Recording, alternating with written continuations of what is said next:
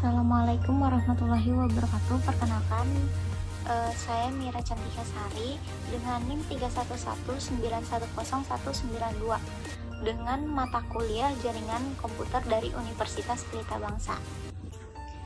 Di sini saya akan menjelaskan tentang OSI layer atau Open System Interconnection. Yang pertama ada pengertian OSI layer, fungsi dari OSI layer, cara kerja OSI layer, dan sejarah OSI layer. Nah, di sini ada pengertian dari OSI layer. Apa sih OSI layer? OSI layer adalah susunan atau kerangka jaringan yang diimplementasikan melalui protokol jaringan dalam 7 lapisan yang berbeda. OSI layer disebut sebagai lapisan karena memang model referensi OSI ini diciptakan berlapis-lapis. Lapisan pada OSI layer ini dibuat dengan tujuan agar setiap paket data dalam sebuah jaringan bisa melewati layer tersebut sebelum pada akhirnya bisa saling terkoneksi. Berikut ini adalah 7 lapisan dari OSI layer. OSI layer dibagi menjadi 7 lapisan, dan lapisan paling atas adalah lapisan yang paling terakhir, yaitu ada application, ada presentation, ada session, ada transport, network, data link, dan physical. Nah, fungsi dari OSI layer sendiri adalah dari layer 7 sampai dengan layer 5 disebut dengan upper layer atau host layer yang lebih fokus pada aplikasi pengguna dan bagaimana file direpresentasikan di komputer. Nah, dari layer 4 sampai dengan layer 1 disebut dengan lower layer atau media layer, merupakan inti dari komunikasi data melalui jaringan aktual. Nah, berikutnya ada beberapa penjelasan dari layer-layer tersebut. Layer yang ketujuh atau application layer merupakan layer di mana terjadinya interaksi antar muka end user dengan aplikasi yang bekerja menggunakan fungsionalitas jaringan, melakukan pengaturan bagaimana aplikasi bekerja menggunakan resource jaringan untuk kemudian memberikan pesan ketika terjadi kesalahan. Beberapa service dan protokol yang berada di layer ini misalnya HTTP, FTP, SMTP, dan lain-lain. Nah, di bawah ini adalah contoh aplikasi yang sering kita gunakan. Layer ke-6 atau presentation layer. Layer ini bekerja dengan mentranslasikan format data yang hendak ditransmisikan oleh aplikasi melalui jaringan ke dalam format yang bisa ditransmisikan oleh jaringan. Pada layer ini, data akan dienkripsi atau dideskripsi. Nah, layer kelima atau session layer. Session layer ini akan mendefinisikan bagaimana koneksi dapat dibuat, dipelihara, atau dihancurkan. Di session layer ini ada protokol name recognition, NFS, dan SMB. Di layer keempat, yaitu transport layer, layer ini akan melakukan pemecahan data ke dalam paket-paket data serta memberikan nomor urut pada paket-paket data tersebut sehingga dapat disusun kembali ketika sudah sampai pada sisi tujuan. Selain itu, pada layer ini akan menentukan protokol yang akan digunakan untuk mentransmisi data. Misalkan protokol TCP, protokol ini akan mengirimkan paket data sekaligus akan memastikan bahwa paket diterima dengan sukses dan mentransmisikan ulang terhadap paket-paket yang hilang atau rusak di tengah jalan. Layer 3 atau network layer. Network layer akan membuat header untuk paket-paket yang berisi informasi IP, baik IP pengirim data maupun IP tujuan data. Pada kondisi tertentu, layer ini juga akan melakukan routing melalui internet working dengan menggunakan router dan switch layer. Layer kedua, data link layer yang berfungsi menentukan bagaimana bit-bit data dikelompokkan menjadi format yang disebut sebagai frame.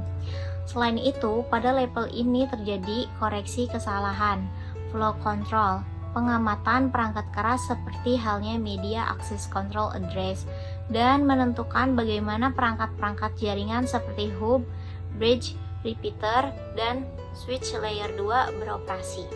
membagi level ini menjadi dua level anak, yaitu lapisan logical link control dan lapisan media access control. Layer 1, physical layer.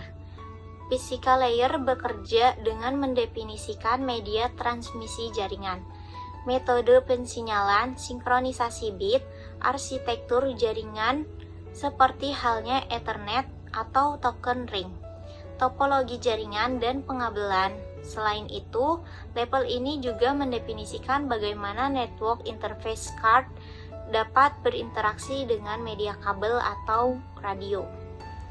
Pengiriman data melewati tiap layer ini bisa kita analogikan seperti ketika kita mengirim surat. Isi surat adalah data yang akan kita kirim. Kemudian sesuai standar pengiriman, isi surat tersebut kita masukkan ke dalam amplop.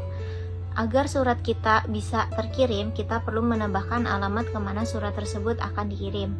Siapa pengirim surat tadi? Selanjutnya, surat tersebut kita serahkan ke pihak ekspedisi dan pihak ekspedisi yang akan mengirimkan surat tadi.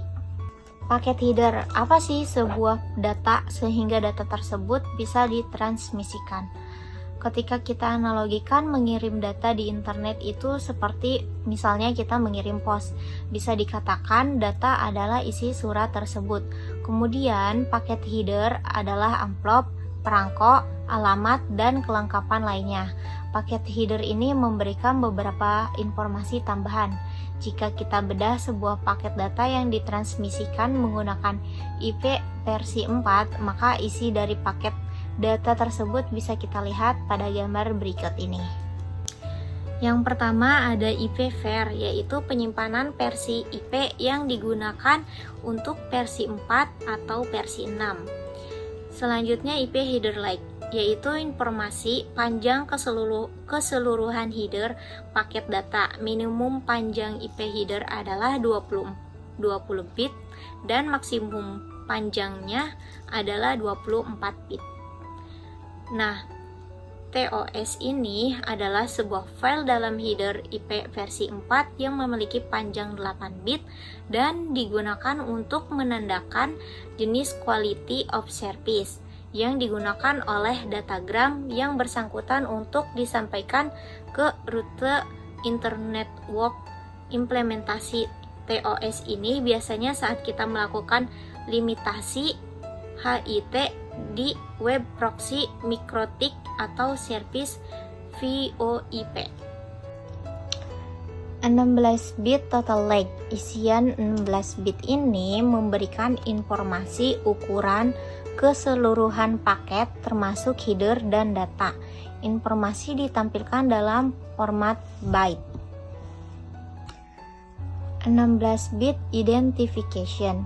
Pada saat IP paket berjalan di internet, paket ini mungkin akan melewati beberapa rute yang tidak bisa menghandle ukuran paket.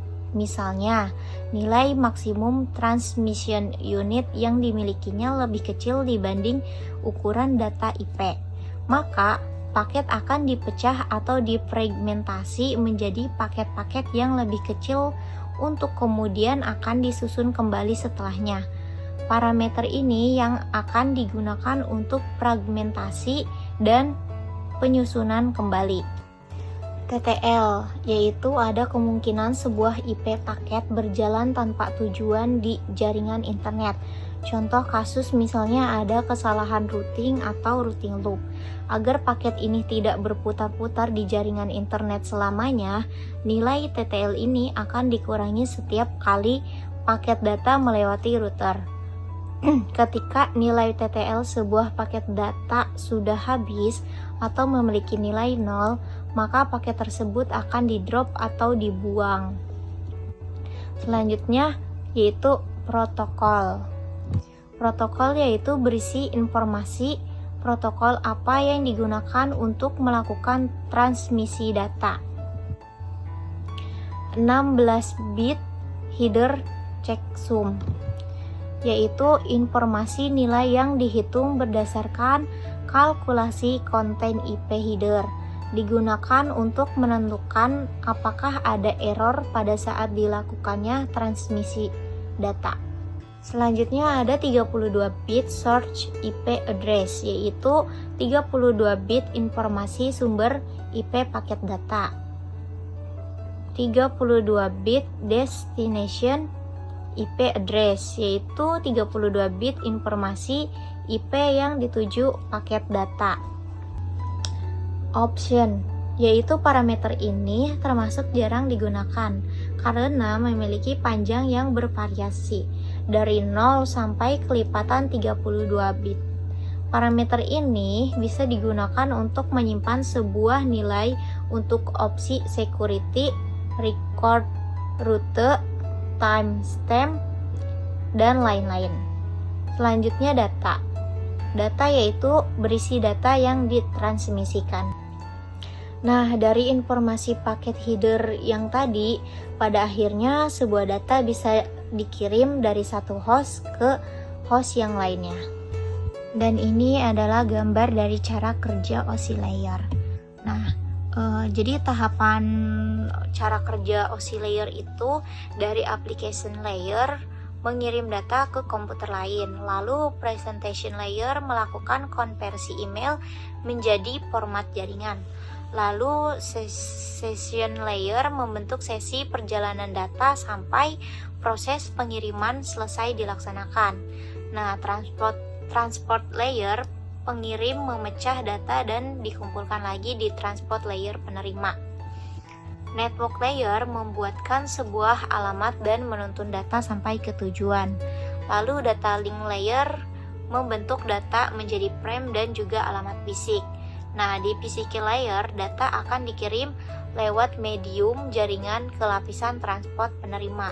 Setelahnya, alur berbalik dari physical layer ke application layer pada komputer penerima. Sejarah OSI layer. Sebelum adanya OSI layer, sistem komunikasi antar komputer berlangsung menggunakan protokol yang dibuat sendiri-sendiri oleh produsen dan pengembang perangkat.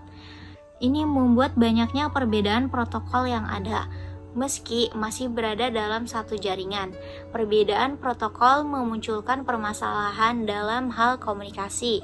Pertukaran informasi sulit dilakukan pada perangkat atau jaringan dengan protokol yang berbeda. Maka, sekitar akhir tahun 70-an digagaslah dua proyek besar untuk menentukan protokol standar bagi semua perangkat.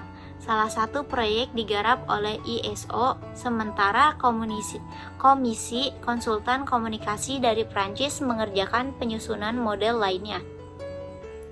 Keduanya menghasilkan konsep yang menarik, sehingga kemudian dilebur menjadi satu dalam Open System Interconnection pada tahun 1983.